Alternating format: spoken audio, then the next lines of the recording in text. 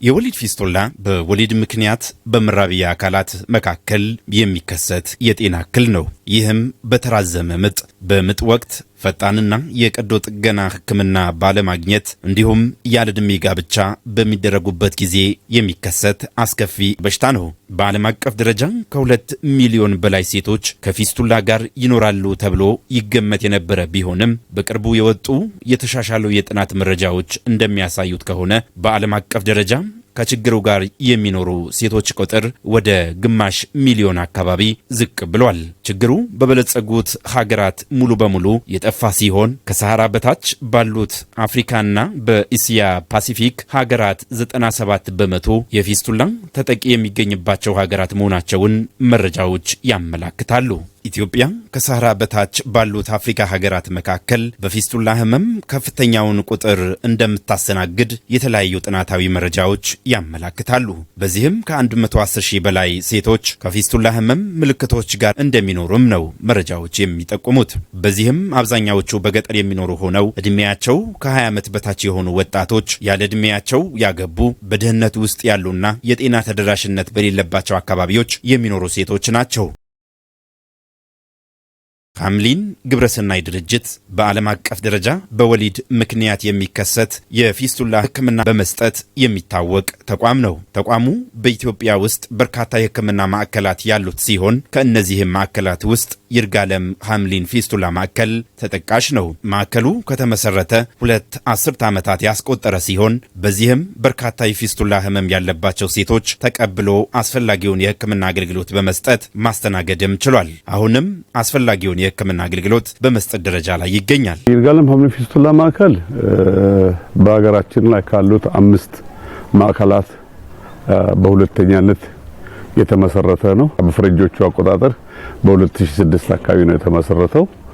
የሚሰጠው አገልግሎት በወሊድ ምክንያት የሚመጣ የፊስቱላ ወይም ፊስቱላ የምንለው የሽንትና ሰገራ ያለ መቆጣጠር ችግር ያለባቸውን እናቶች ተቀብሎ በነፃ ሕክምና ሰጥቶ ወደ ቤት የሚመልስ ነው። በቅርብ ጊዜ ደግሞ ፊስቱላ ወይም ከዚህ ከወሊድ ፊስቱላ በተጨማሪ የማህፀን ውልቃት ያለባቸውን እናቶችም እንደዚሁ ከክልሉ ከደቡብ ክልል ብቻ ሳይሆን ከደቡብ ኢትዮጵያ አጠቃላይ ከደቡብ ኢትዮጵያ ለሚመጡ እናቶች ተቀብሎ ነፃ የሕክምና አገልግሎት ሰጥቶ ተሽሏቸው ድነው ከነክብራቸው ወደ ቤት የሚመልስ ተቋም። ወደ 8000 የሚጠጉ የፊስቱላ ታካሚዎችን ከደቡብ ኦሮሚያና ከደቡብ ኢትዮጵያ በአጠቃላይ ተቀብሎ አክሟል። በአሁኑ ወቅት በአንድ ጊዜ 38 ታካሚዎችን ተቀብሎ የማከም አቅም አለው። 2 የማህፀንና ጽንስ ስፔሻሊስት ሐኪሞች አሉን። በቂ ስታፍ አለው። በአንዴ እስከ 38 አልጋ አለን። ነገር ግን አንዳንዴ ከአልጋው በላይ የሚሆኑበት ሁኔታ አለ። በብዛት ሲመጡ ወደ ኋላ አንመልሳቸውም። እዚህ ለመምጣት ተቸግረው ይመጡ እናቶች ናቸው። አልጋ ሞላ ብለን አንመልስም። ኤክስትራ ፍራሾች አሉን። ፍራሽ መሬት ላይ አንጥፈን እስከ 65 ሰው በአንድ ጊዜ የምንቀበልበት ሁኔታ አለ። የመጡትን ሰዎች ወደ ኋላ አንመልስም። በፊስቱላ ከመጡ ወደ ኋላ አንመልስም። መሬት ላይ ቢሆን አልጋ አድርገን ፍራሽ አድርገን እንቀበላቸዋለን ማለት ነው። ቀርሞ የትም ግን በሽላም ቆየማይ ቀርሞ የትሱት ቤት አንድ ቀን ከግማሽ ቆይቻለሁ በመጤ ከዛም በኋላ ሆስፒታል ሄድኩት። ከሆስፒታል አንድ ቀን ቆየው አጠቃላይ 2 ቀን ከግማሽ በዛ ምክንያት በመሳሪያ ሊጻኑ ክብደት ጨምሯል በማለት በመሳሪያ ሲይዙ መሳሪያ ነካኝና ፊስቱላ ተጋጠመው። በሃይማም 3 ወር ነው የቆየሁት። በዛም ሌላ ሰው ያወቃ የለም። እኔ አራስ ስለነበርኩ ተኝቼ እያለቀስኩ እኔ ሚኖር አልመሰለኝም። መሞቱ ላይ ማኝ ነበር። ትንሽ ጊዜም ቢሆን በጣም ከፍቶኝ ነበር እና ሕክምና መኖሩንም ሰምቼ እውነት አልመሰለኝም። እንደዚህ ምድን አልመሰለኝም። በሞት ሁላ ሞቴን መርጬ ነበር። አሁን ግን ዲኛለሁ እግዚአብሔር ይመስገን። ጤና ተቋም ሲከታተል ነበርና እየተከታተልኩ ያለውኝ አጋጣሚ ምጥ ያዘኝ። ምጥ ሲይዘኝ አዋላጅ ነበረች እዛ አካባቢ እሷ ታዋልዳለች ምናምን ተባለ። ከዛ በዛ ምክንያት ታሞኘሁኝ። እሱንም ሲያሞኙት ቀራ። ሴትዮዋ መጣች አዋለደችኝ። በዛ ምክንያት ነው እንግዲህ ቤት ከመውለድ የተነሳ ነው። እንግዲህ አሁን 17 ዓመቴ ነው ፊስቱላ ካዘኝ ማለት ነው። እስካሁን ድረስ ግን ሕክምናውን ለማግኘት አልቻልኩም። ከዛ ይርጋለም እጂ ተብዬ ከዚህ ካረፍኩበት ወደ ይርጋለም ሄድኩኝ። ይርጋለምም ገብቼ ስታይ ፊስቱላ ነው ያው እዛው እንደተባልኩም። ከዛ ቅዳሜ ገባሁኝ። ለማክሰኞ ቀጠሮ ተያዘ። እንደተያዘው ማክሰኞ እለት ተሰራሁኝ። ከዛ በኋላ ለ5 ቀናት እነሱ ያቆየው በ6ኛው ቀን ወደዚህ መጣው እላለሁ። ምን ኢላና ዲ አማዲዮ እና አልቢድ የመጀመሪያ ልጄን ስወልድ በሰላም ነበር በይርጋለም ሆስፒታል የተገላገልኩት። ሁለተኛውን ልጄን ግን ሁለተኛ ዙር ሳረግዝ እዛው ጤና ጣቢያ ክትትል እያደረኩኝ ቆየው። ክትትል አርጌ ስቆይ መንታ መሆኑን እነሱም አልነገሩኝም እኔም አላቅም። ከዛ እዛ 9 ተኩል ምጥ ያዘኝ። 10 ሰዓት ጤና ጣቢያ ደረስኩኝ። 10 ሰዓት ጤና ጣቢያ ከደረስኩ በኋላ ወደ ይርጋለም እንዲሄድ ሪፈር አደረጉልኝ።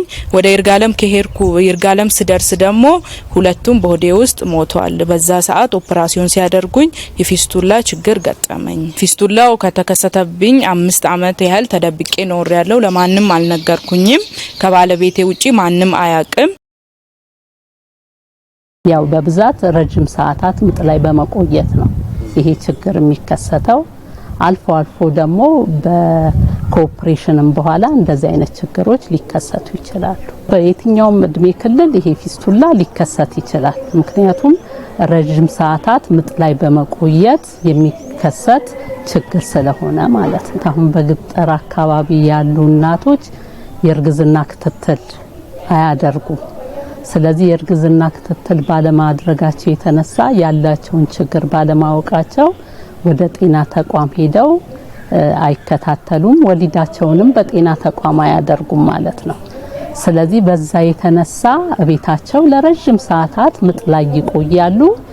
ከዛ የፊስቱላ ችግር ይከሰታል ማለት ነው። ይሄ የወላድ ፊስቱላ በምጥ መቀርቀር ረጅም ጊዜ በማማጣቸው ምክንያት በጤና ተቋም ካለ መውለዳቸው የተነሳ 2 እና 3 ቀን አምጠው ነው ይሄ ችግር ቢደርስባቸው ፊኛቸው ይቀደዳል ወይም ፊንጥጣቸው ይቀደዳል ወይም ሁለቱም ይቀደዳል።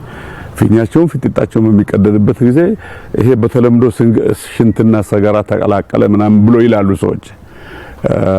እርግጥ ነው ሰገራቸው በብልታቸው በኩል ይመጣል። ሽንታቸው መቆጣጠር አይችሉም። ሁለቱም አንድ ላይ የሚከሰትበት አጋጣሚ ከ100 እስከ 10% ፊስቱላ የማህፀንና የፊንጢጣ መቀደድ ሊያጋጥማቸው የፊኛና የፊንጢጣ መቀደድ ሊገጥማቸው ይችላል። በአብዛኛው 90% አካባቢው የፊኛ መቀደድ ነው የሚገርጥባቸው። የወሊድ ፊስቱላ የሚያስከትለው ማህበራዊ ስነ ልቦናዊ ቀውስ እጅግ ፈታኝ ነው። ለብዙ ዘመናት ከቤተሰብ ከጎረቤት እንዲሁም ከአካባቢው ማህበረሰብ ርቀውና ተገልለው እንዲኖሩ የሚያስችል የጤና እክል ነው። ሶዶ ኡድሮ መቀምሰ ለሳተ ገሻ 5 አመት በዚህ በፊስቱላ ኬዝ በቆየውበት ጊዜ ለቅሶ አልሄድም፣ ሰርግ አልሄድም፣ ቸርችም አልገባም። ከዚህ የተነሳ ከወገቤ በላይ እንጂ ከወገቤ በታች በጣም ሸተትኩኝ፣ ተላውኝ። በዚህ ምክንያት እንደውም ራሴን ባጠፋ ይሻለኛል ብዬ ገመድ በተደጋጋሚ ይዤ ወጥቻለሁ። አሁን በመጀመሪያ እግዚአብሔር ረድቶኝ ዛሬ ንጹህ ሰው ሆኛለሁ። ከእግዚአብሔር በታች ደግሞ ጤና ጣቢያዎች ረድተውኝ ፊስቱላ ሆስፒታል ረድቶኝ ዛሬ መቆም ችያለሁ። ዲአኑ ነው ማና ኡሚውን ማጋኑ ላንኪውን ኢንሳውንቴና ታሱ ነው ማቲያራይኖማ በጣም ከባድ ነው። እንግዲህ እግዚአብሔር እኔ ጥሩ ባል ስለሰጣኝ ነው እንጂ በጣም ከባድ ነው። ለሌላ እናቶች እኔ በጣም አዝናለሁ። ይሄን ፍሪ ሆኖ ይናገራሉ ወይም ብለው ሐሳብ ነበረብኝ።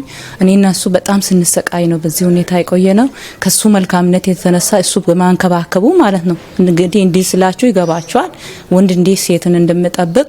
ከዛ ፍቅራችን የተነሳ ይህን ሁሉ አመት እሱም የኔን በሽታ ተሸክሞ እንዲሆኜ ቆይቻለሁ። እኔ ይሄ ነው ብዬ አልገልጸውም። በጣም ከባድ ነው። እንግዲህ በዛ ሁኔታ ሁሉ እግዚአብሔር ረድቶን ነው እንጂ ይሄን ደረጃ የደረስኩት እኔ በራሴ በጣም ከባድ ነው። ቸርች ራሱ በጣም ይናፍቀኛል። ይሄድና ትቼ እወጣለሁ በቃ። ለምን ለሰውም ስለሚከብድ ከዛ ሁሉ ከመጨናነቅ ብዬ ትቼ የሚወጣበት ጊዜ አለ። ገበያ ሲሄድ ደግሞ ብዙ ጊዜ ይጨናነቃለሁ። ቅድም ሰውኝ ከቤት ይወጣና ከዛ እንደተጨናነኩ መጥቼ ቤት ገባለሁ በቃ። ሁሉ ጊዜ እሱ አንቺ ወይ ልጆችን ይዘሽ አትሄጂም ወይ ይሄ በሽታሽ አንቺ አታቅም እንዴ? ከኔ በላይ እኮ አንቺ ነሽ የምትታመሚው። ለምን አታቂውም በራስሽ? ለምንድን ነው ራስሽን ማጠብቂ ይለኝና ይቆጠኛል በቃ። የሆነ ረጅም ጉዞ መሄድ ምናምን አይፈቅድም።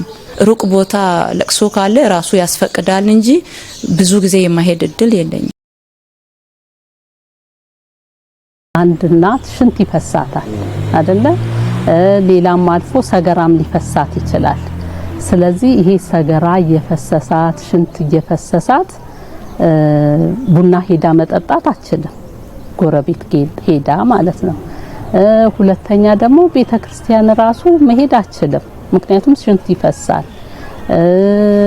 ገበያም የተለያዩ ቦታዎችን መሄድ አትችልም። ማህበራዊ አገልግሎቶችን ራሱ ማግኘት አትችልም። ቤት ውስጥ ተደብቃ ነው የምትቀመጠው ማለት ነው። አልፎም ደግሞ ባሎች ራሱ ትተዋቸው ይሄዳሉ። በዚህ በሽንት መፍሰስ ምክንያት አብረዋቸው መኖር አይፈልጉምና ትተዋቸውም ራሱ የሚሄድ እድል አለ ማለት። ፊስቱላ ችግር በራሳቸው የመጣ ችግር አይደለም። ህብረተሰቡ እንዲረዳቸው ማለት ሲመጡ ራሱ መኪና ላይ ችግር ሊያጋጥም፣ ምክንያቱም ሽታ አለው። ስለዚህ ያ ሽታውን ህብረተሰቡ እንትን አይልም። ስለዚህ በትራንስፖርትም ላይ ያለው ህብረተሰቡም ይሄን ተረድቶ እናቶችን እንዲንከባከባቸው በመንገድ ላይም ሲመጡ እንዲረዳቸው ነው የምለው። በየአካባቢው ያለው ህብረተሰብ ይሄንን እንዲረዳ። እንደሚታወቀው የወሊድ ፌስቱላ አካላዊ ጉዳት ብቻ አይደለም ያለው፣ ስነ ልቦናዊ ጉዳት፣ ማህበራዊ ጉዳት፣ መንፈሳዊ አገልግሎቶቻቸው ላይ ተግባቦቶቻቸው ላይ ሁሉ ችግር ይፈጥራል። ለራሳቸው የሚኖራቸውን ግምት ይቀንሳል።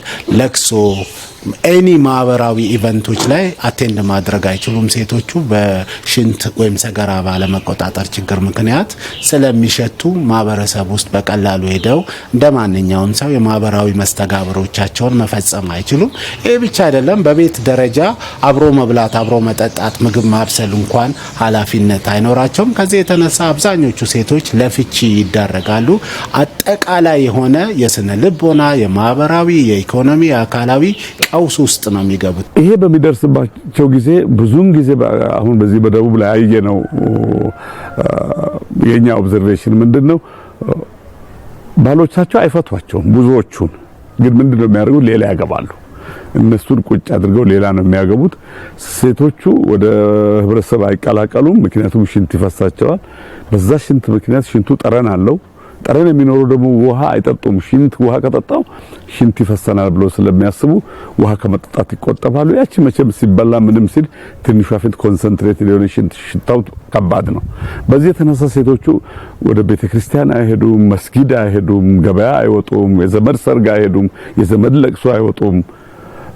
ማህበራዊ ስብሰባ ቢኖር ጎረቤት ቡና አይጠጡም። ስለዚህ ራሳቸውን አግሎ ቤታቸው ነው የሚቀመጡት። በተቻለ መጠን አንዳንዴ እዚህ ሲመጡ በጣም በሚያሳዝን ሁኔታ ይሄ ኩርቱ ፔስታል ታጥቀው ብርድ ልብስ ቁራጭ ምናምን ለብሰው ተጨንቀው ነው እዚህ ጋር ይመጡት። እንደው ለህይወት ስላላቸው ሲንቀሳቀሱም እንደዛ እያደረጉ ነው የሚንቀሳቀሱት። ትልቅ መገለል አለ። መገለል ራሳቸውን ነው የሚያገሉት። በዚህ ላይ እንዳልኩ ቅድም ገንዘብ የላቸውም። ወደ ይሄንን ተሳፍረው ይርጋለም አምሊ ፌስቱላ ማዕከል አገልግሎት እንደሚሰጡ እንኳን ቢያውቁ ተሳፍረው የሚመጡበት ነገር ስለሌላቸው ሴቶቹ እዛው ነው ቁጭ የሚሉት። ስለዚህ እኛ እያልን የምንለው ምንድነው? ችግሩ ይሄ የእግዚአብሔር ቁጣ አይደለም። ታዲያ ይህንን የሚያጋጥማቸው ሴቶች ሙሉ ለሙሉ የሕክምና አገልግሎት በማግኘት መዳን እንደሚችሉም ነው። አንዴ ከተከሰተ በኋላ የሚድን ችግር ስለሆነ ዓለምንም መሳቀቅ እኛ ጋር ቢመጡ አስፈላጊውን ሕክምና እዚህ የሚችሉ ሐኪሞቻችን በጣም ኤክስፒሪየንስ የሆኑ ዕውቀት ያላቸው ነርሶቻችንም ሁሉም ባለሙያ እነሱን ለመርዳት የተዘጋጀ ነው። አንዴ ችግሩ ከተከሰተ በነፃ መጥተው ታክመው መዳን ይችላሉ። እንዳይከሰት ደግሞ ምን ይደረጋል ብትለኝ ሁሉም እናት በሰለጠነ የጤና ባለሙያ መውለድ መቻል አለባቸው። አሁን ካልቸራችን ያው ባህላችን እንደምታውቀው ድብቅ ነው፣ አንናገርም። በጤና ተቋም የመውለድ ልምዳችን አናሳ ነው። ብዙ እናቶች አንዳንዴ ስንሰማ በጣም ነው የሚዘገንነው። ከተማ እንኳን እናቶች ምጡ ትንሽ ካላስቸገራቸው በስተቀር ወደ ሆስፒታል ወደ ጤና ተቋም መጥተው መውለድ አይፈልጉም። ነገር ግን ይሄ ችግር የሚመጣው በጤና ባለሙያ ባለመታገዝ ወይም በሰለጠነ አዋላጅ ባለመውለዳቸው ምክንያት የሚከሰት ችግር ስለሆነ ማንኛውም እናት አሁን መንግስት በተወሰኑ ኪሎ ሜትር ርቀቶች ጤና ተቋሞች ስላሉ ጤና ተቋሞቻችን እዛ አዋላጅ ነርሶች አሉ፣ ባለሙያዎች አሉ። እዛ ሄደው ቢወልዱ ይሄ ችግር ላይከሰት ስለሚችል እኔ ይሄንን መልእክት የሚሰሙ እናቶች በሙሉ በጤና ተቋም ሄደው ቢወልዱ ይሄ ችግር ላይ ከሰት ይችላል። ችግሩ ከተከሰተ በኋላ ደግሞ እንዳልኩ ሕክምና ስላለው መርገምት ስላይደለ የአባት ርግማን ወይም ቁጣ ስላይደለ ወደ ጤና ተቋም ችግሩ በተከሰተ በ3 ወር ጊዜ ውስጥ ጤና ባለሙያዎቹ በየአካባቢው ያሉትን ለይተው ወደኛ ቢልኩልን እኛ ነፃ ሕክምና ሰጥተን ፊስቱላ የክብርም ጉዳይ ነው። ክብራቸውን ነው የሚያጡት። ዲግኒቲያቸው ሉዝ ያደርጋሉ። ስለዚህ እኛ ከነ ክብራቸው ሰው የመሆን ክብራቸውን መልሰን አስፈላጊውን ሕክምና አድርገን ወደ ቤታቸው ምን መልስ መሆኑን መግለጽ ፈልጋለሁ። ፊስቱላ መከላከልና ማስቆም የምንችለው ነገር ነው። ይሄንን ደግሞ የምናደርገው ደረጃውን የጠበቀ ተደራሽ የሆነ የጤና አገልግሎት መስጠት፣ በተለይ የወሊድ አገልግሎታችን ሲሻሻል ፊስቱላን የመከላከል ስራ እንሰራለን። እንደ ኢትዮጵያ አብዛኞች እናቶች እንደሚታወቀው በቅርቡም የኢትዮጵያ ዲሞግራፊክ ሄልዝ ሰርቬይ ጥናቶቻችን እንደሚያሳዩት በቤት የሚወልዱ የእናቶች ቁጥሮቻችን ከ130% በላይ ናቸው። ወደ 68% አካባቢ ነው የተቋም ወሊዳችን እንደ ሀገር። ከሪጅን ሪጅን ይለያያል። ስለዚህ እነዚህ ነገሮች የሚያሳዩት ስቲል ማህበረሰቦቻችን ቤት ይወልዳሉ። ቤት መውለድ ካለ እንዲህ አይነት ችግሮች ይከሰታሉ። እኛን የሚረዱ አጋር አካላቶቻችን ከዛሬ 100 ዓመት በፊት ነው ይህንን የወሊድ ፊስቱላ መቆጣጠርና ማስወገድ የቻሉት። ችግሩ እየቀነሰ ነው። የዓለም የጤና ድርጅትን በሚያወጣው ኤስቲሜሽን መሰረት የተጠቂዎች ቁጥር በጣም እየቀነሰ ነው። ከ2 ሚሊዮን ወደ 500,000 እንደ ዓለም ኤክስፔክት ይደረጋል ያልታከመ የፊስቱላ ታማሚ።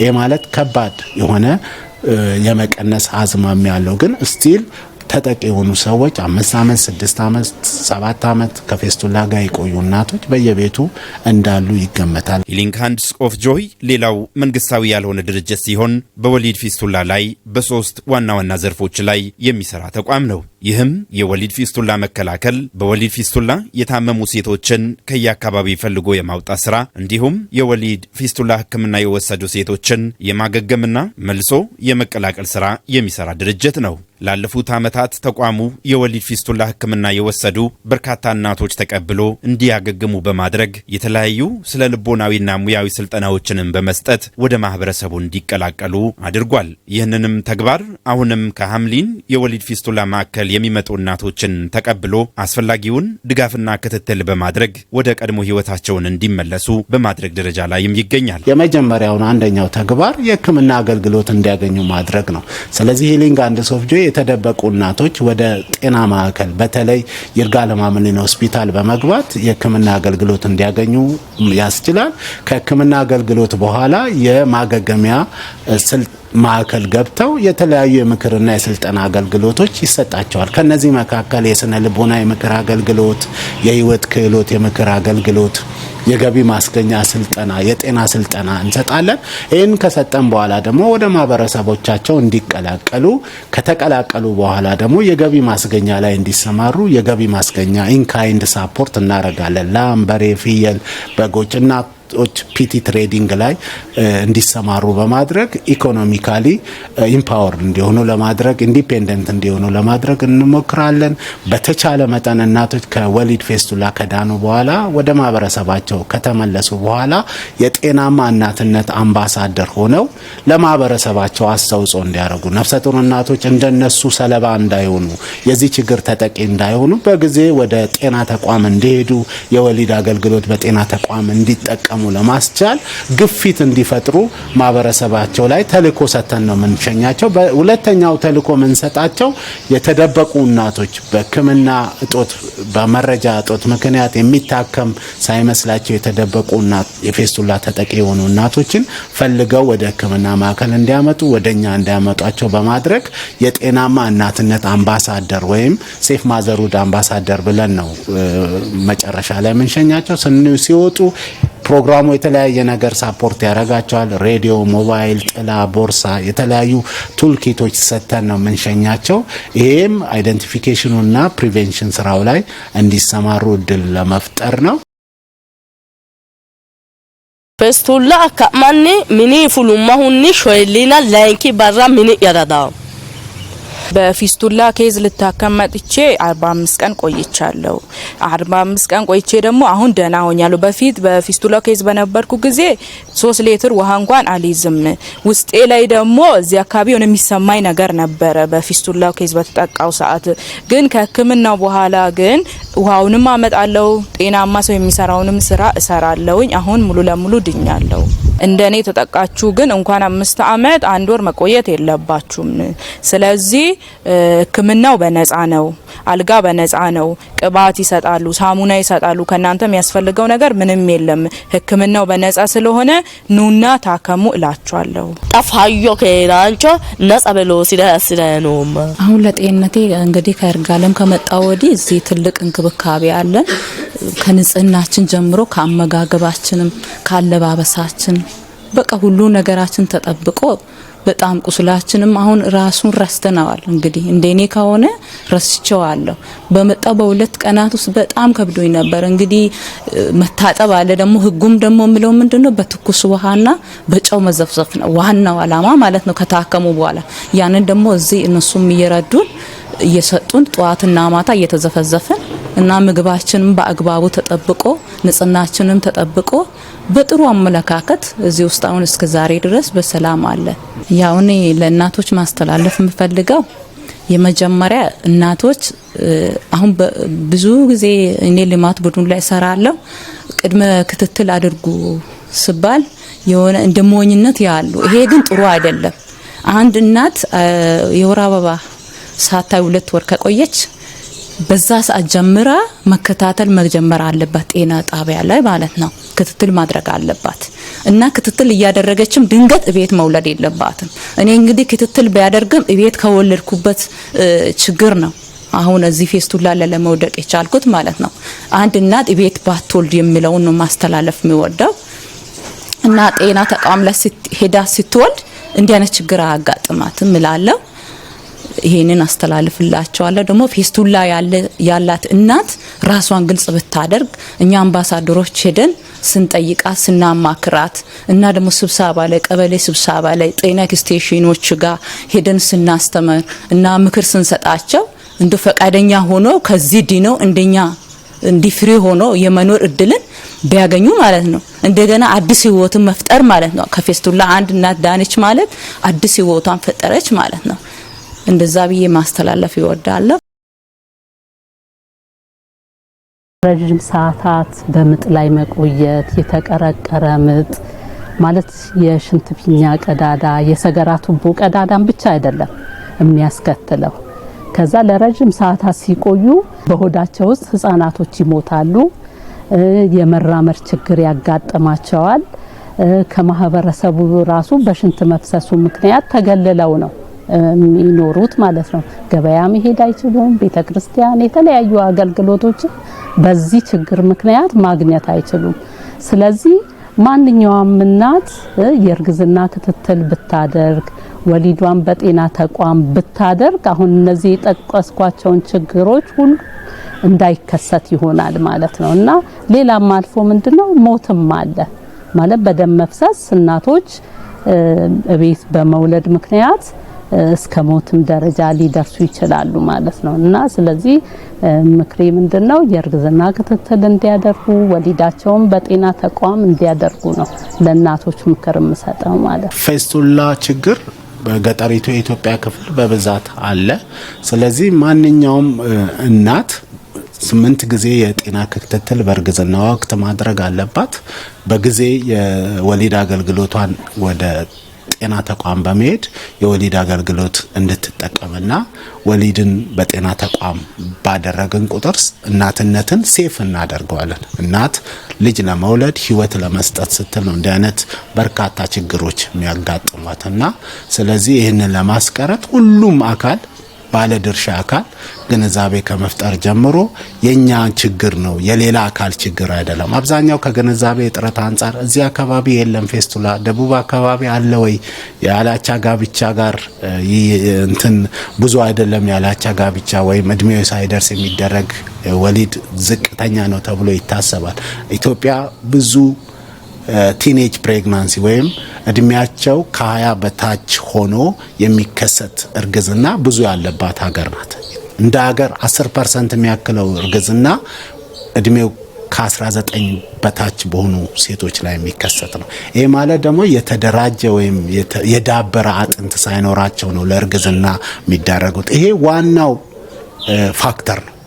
ምጡ እንዲራዘም የዳበረ የዳሌ አጥንት ወይም ቲኔጅ ፕሬግናንሲ ብለን የምንለው ከ10 እናት አንድ እናት እድሜዋ ከ20 ዓመት በታች በሆነ መንገድ ነው እርግዝናን የምታደርገው። በተቻለ መጠን ቲኔጅ ፕሬግናንሲን መቀነስ የተቻለ የእናቶች ላይ የሚደርስን ኮምፕሊኬሽን ለማስቀረት ይረዳል ማለት ነው። ስለዚህ ሴቶችን ኢምፓወር ማድረግ፣ ወደ ትምህርት ቤት መላክ፣ የሴቶችን ግንዛቤ መጨመር፣ ሴቶች ገቢያቸው እንዲሻሻል ማድረግ፣ አጠቃላይ ሴቶች ላይ የምንሰራው ስራ ፌስቱላን እንደ ሀገር ለመከላከል ለምናደርገው ርብርብ የራሱ አስተዋጽኦ አለው ማለት ነው። ደቡብ ሬዲዮና ቴሌቪዥን ይሄ መጀመሪያ አይደለም። እውነት ለመናገር እኛ በጣም ባለውለታችን ነው፣ እንናገራለን። መጥተው ከዚህ ፊት ለረጅም ጊዜ እኛ የሰራነውን ማስታወቂያ በነጻ አየር ላይ አውሎልናል ደቡብ ቴሌቪዥንና ሬዲዮ። በዚህ አጋጣሚ አመሰግናለሁ። አሁንም እያደረጋችሁ ያላችሁት ይሄን ነው። እኛ የምንፈልገው እናቶቹ ሰምተው ችግሩ እንደሚድን አውቀው ሕክምናው ገንዘብ ሳይከፈል በነጻ እንደሚታከም አውቀው ገንዘብ ለሕክምናው ብቻ አይደለም ተበድረውም ቢመጡ የሚመጡበትና የሚሄዱበትንም ጭምር ሰተን የትራንስፖርት ገንዘብ ሰተን ወደ ቤታቸው ስለምንመልስ ይሄንን ኢንፎርሜሽን የሚሰማ ከተማ ያለ ሰው ገጠር በሆነ አጋጣሚ ወደ ገጠር ሲወጣ መቼም ሁላችንም ገጠር ዘመድ አለን። ወደዛ ስንወጣ ይሄን ኢንፎርሜሽን ባገኘነው አጋጣሚ ብቻ ይሄን አጋጣሚ እንጠቀማለን። እናቶቹ ወደኛ እንዲመጡ ሕክምናው ነፃ እንደሆነ ትራንስፖርት ወጪ እንኳን ቢያስቸግራቸው ወጪያቸውን የሚመጡበትን የሚሄዱበትን ከቨር አድርገን ስለምንልክ አሁንም ኢንፎርሜሽኑ በዚህ መልክ ነው ዲስሚኔት ለማድረግ የምንሞክረው። አሁንም ብዙ አይደለም ካለን የሰው እጥረት አንፃር ያለን አንድ ባለሙያ ነው። ደቡብ ክልልን ዞሮ ላይ ጨርሰው ይችላል። ነገር ግን አሁን ጤና ጥበቃ ከሰጠው ትኩረት አንፃር ጤና ባለሙያዎቹ ራሳቸው ኦሪየንቴሽን ወስደዋል። በጤና ጥበቃ በየጤና ጣቢያው በየካችመንት ኤሪያው ይሄ ችግር ሲኖር ወዲያው ለኛ ያሳውቁናል። ግማሾቹ በራሳቸው አምቡላንስ ይዘው ይመጣሉ። የአምቡላንስ ችግር ሲኖርባቸው ደግሞ እኛ ከዚህ መኪናዎችን አንቀሳቅሰን ህመምተኞችን ወደዚህ ይዘን የምንመጣበት ሁኔታ ነው ያለው። የወሊድ ፊስቱላ ሙሉ ለሙሉ መከላከልና ከተከሰተም በኋላ በቀዶ ጥገና ማዳን የሚቻል በሽታ ነው። በግንዛቤ እጥረት ምክንያት ሕክምና ሳያገኙ በርካታ እናቶች ለሞት ተዳርገዋል። ታዲያ ይህንን በማወቅ በተለይም በገጠሪቱ አካባቢ የሚኖሩ እናቶች በዚህ በሽታ እንዳይያዙና እንዳይጠቁ በጤና ተቋም እንዲወልዱ በማድረግ የግንዛቤና የስልጠና ስራዎችን በመስራት ከሁሉም ሰው የሚጠበቅ ተግባር ነው።